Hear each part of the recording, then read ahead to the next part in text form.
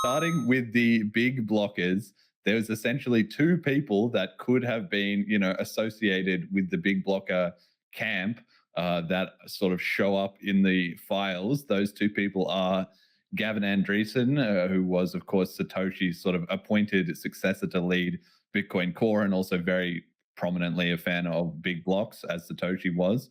And secondly was Brian Armstrong, who is the CEO of and founder, I guess, co-founder, I think, of Coinbase.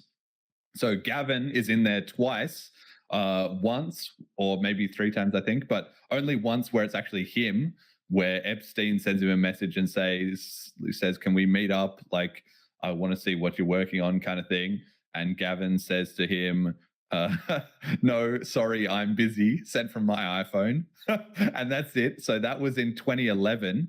So people are, of course, looking back to, I think this is a couple of months after he did that famous visit to the CIA, but I would need to double check. Anyway, so uh, Jeffrey was trying to get around him, and he was just like, "Nope, I'm not interested." He's also in there, and we don't have a screenshot of this because I couldn't dig it up just before the show, but there's a part where Epstein is talking with Joy Ito, who was the head of the MIT Media Lab, and they're discussing about, oh, we've managed to get the funding into the Media Lab to hire 3 of the 5 core developers who are critical to everything that is going on, which is Gavin, Vladimir, and one other guy. Can't remember which one it was. And so then they say, oh, wow, this is a big win for us because now we've got control of these guys via the funding. Now, that was, of course, that's true that Gavin did, get that funding and stuff, but he then shortly after became disenfranchised with the whole thing. The block size war happened.